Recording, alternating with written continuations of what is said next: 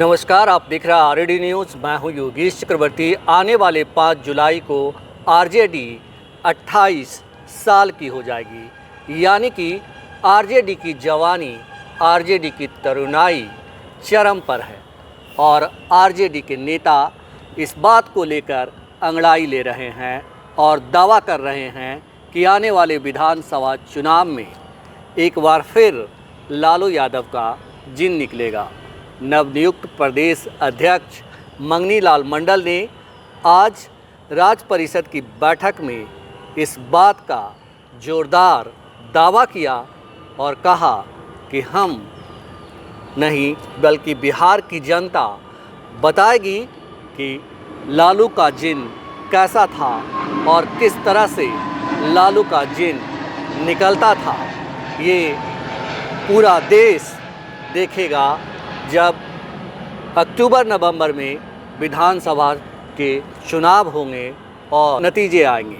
उन्होंने दावा किया कि आने वाले विधानसभा चुनाव के बाद सत्ता परिवर्तन होगा और युवा नेता तेजस्वी यादव बिहार के मुख्यमंत्री होंगे। आखिर मंगनी लाल मंडल किस गणित के हिसाब से कह रहे हैं कि एक बार फिर लालू का जिन निकलेगा, ये समझते हैं सीनियर जर्नलिस्ट अरुण पांडे जी से।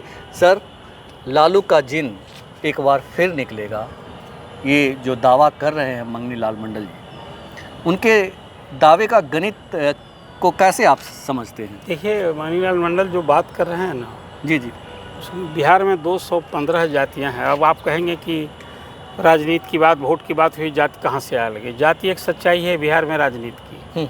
तो 215 जाति, उसमें अगड़े हैं, पिछड़े हैं, अल्पसंख्यक हैं, महिला सभी हैं। उसमें 112 अति पिछड़ी जातियाँ हैं जिनकी 36% आबादी है।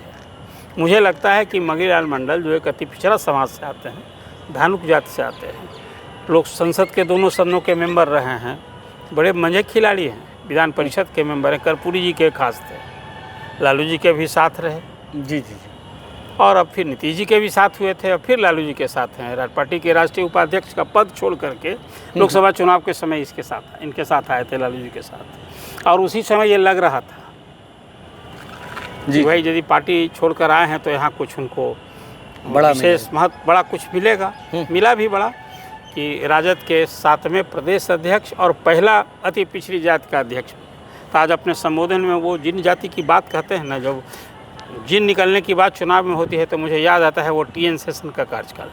जी, तो लालू जी शासन में थे और बिहार बड़ा बदनाम था चुनावी हिंसा के लिए, बूथ लूट के लिए, मत पेटिका लूटे जाने का, मत पत्र फाड़ने जाने का। कोई ऐसा चुनाव नहीं बिहार में होता था जब हिंसा नहीं होती। सब कुछ की स्थिति को रखते हुए टीएन सेशन ने बिहार में शांतिपूर्ण, आज जिसको कहते हैं कि लोग निर्भय होकर मतदान करें, ऐसी परिस्थिति पैरामिलिट्री फोर्स का पूरा यहाँ भेजा गया और हर बूथ पर उसी तरह से तैनाती हुई।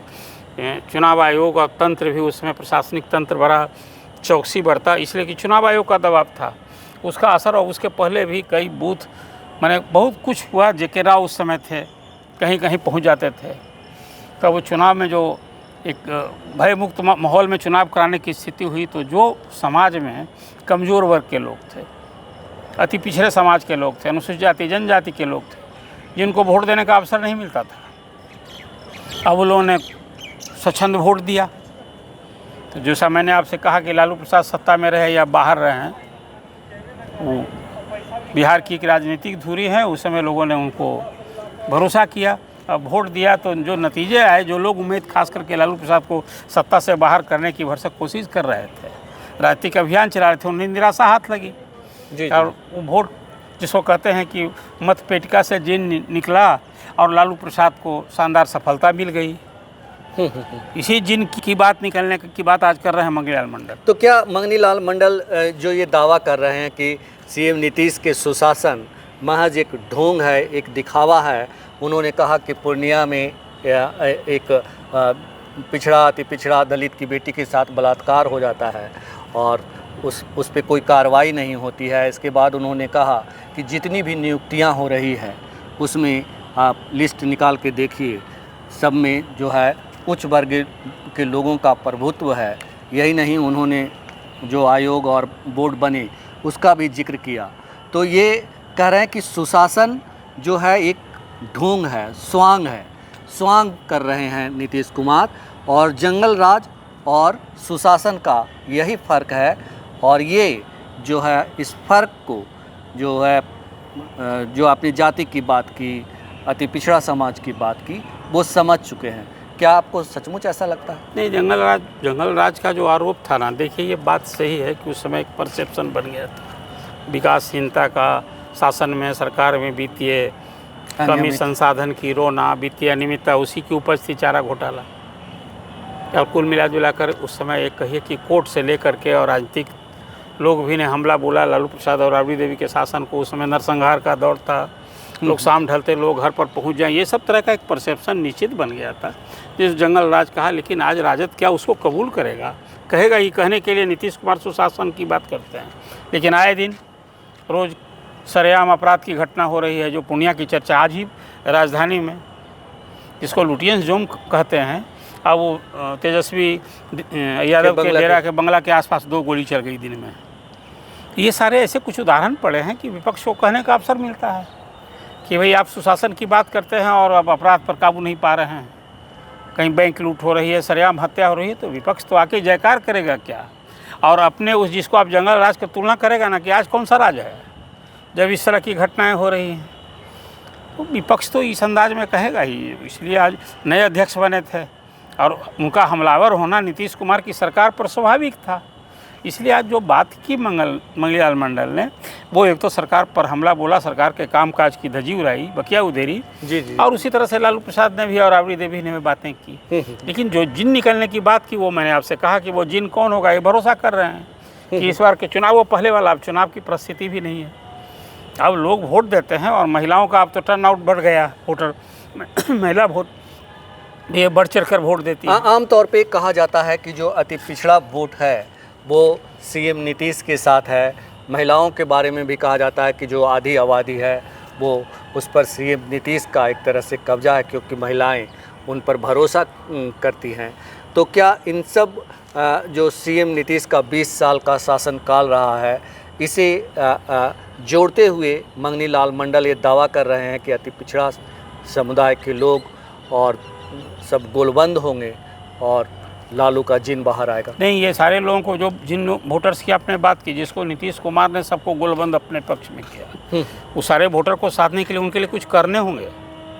महिलाओं के लिए, महिलाओं को अवसर देना होगा चुनाव लड़ने का। जो चुनौती पेश कर दी है जनस्वराज ने कि हम 40 महिला को देंगे।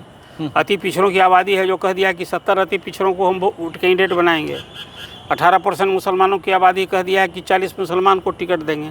राजद को भी एमवाई तो अपनी जगह है, लेकिन उसको भी A to Z बनाने की बात होगी, उसको व्यवहार रूप में कुछ कर दिखाना होगा। और फिर मंगलीलाल मंडल अति पिछड़ा समाज से आते हैं, लेकिन अति पिछड़ों को ताकत देने के लिए उनको भी सत्ता में हिस्सेदारी और टिकट देना ना होगा। ये सब कुछ जब आप करेंगे तभी जो दाव आपका है, जो दावा है, वो कहीं आप अपनी लक्ष्य के अनुरूप, लक्ष्य के नज़दीक पहुँचेंगे। आप ये कह रहे हैं कि सर कि जो आरजेडी के राष्ट्रीय अध्यक्ष लालू प्रसाद यादव, राबड़ी देवी, पूर्व मुख्यमंत्री और जो राष्ट्रीय उपाध्यक्ष उदय नारायण चौधरी और दूसरे वरिष्ठ नेताओं ने जो दावा किया कि तेजस्वी यादव को 2025 में हम मुख्यमंत्री बनाएंगे, तो ये दावे से सिर्फ नहीं होगा, कथनी और करनी में दावा के बाद करना होगा। दावा करना तो अच्छी बात है भाई। अपने पार्टी के नेता के बारे में आदमी लोकसभा का चुनाव लड़ता है तो कहता है प्रधानमंत्री बने। अखिलेश यादव को प्रधानमंत्री बना रहे थे, तो पार्टी में जो ममता बनर्जी प्रधानमंत्री की उम्मीदवार बन गई थी, तो अपने पार्टी के नेता को तो सबसे शीर्ष पद पर देखना ही चाहते हैं। दावा, ये सपना, ये लालसा अच्छी बात है, क्योंकि साथ में साधने के लिए, लक्ष्य को साधने के लिए, पाने के लिए कुछ करना ना होगा। वो करेंगे तो निश्चित लक्ष्य प्राप्ति हो सकती है। लेकिन जिस तरह से बिहार में चुनावी शंखनाद हो चुका है, अब पीएम का शायद तीसरा दौरा है, तीसरा का कई हर महीने आ रहे हैं। जी। तो ये महीने 22 जाएगा तो तीसरा दौरा है सिवान में कल। जी। तो ऐसे में जब बीजेपी इतनी बड़ी पार्टी है और उसके पास संसाधनों की कमी नहीं है, तमाम सत्ता उसके हाथ में है, तो क्या लगता है कि मतलब इंडिया गठबंधन पाएगा? अभी तो चुनाव पर देखिए, आपके पास संसाधन हो और जनता साथ ना दे तो चुनाव में हार नहीं होती है। अभी कहाँ 400 का दावा था और आ गए 240 पर। ठीक, ये धन बल खाली काम नहीं करता है भाई। आप धन बल, बाहुबल, जाति बल, सब बल की जरूरत है और सबसे बड़ा है जनता का जनबल। तो जनबल आपके साथ होगा तो संसाधन कम भी रहेगा, तभी आप मैदान मार लीजिएगा, बाजी मार लीजिएगा। ये निर्भर करता है जनबल पर, जनता का समर्थन, जनता का भरोसा, जनता का विश्वास जीतना। सिर्फ पैसे के बल पर चुनाव हारने दिया तो फिर कोई चाय बेचने वाला, कोई गरीब घर का बेटा इस तरह से प्रधानमंत्री थोड़े होता। तो लालू प्रसाद भी नहीं होते। तब तो फिर बिरला टाटा जिसको आप बात करते हैं, हमारे यही लोग का ये रहते, ये बात होती ना।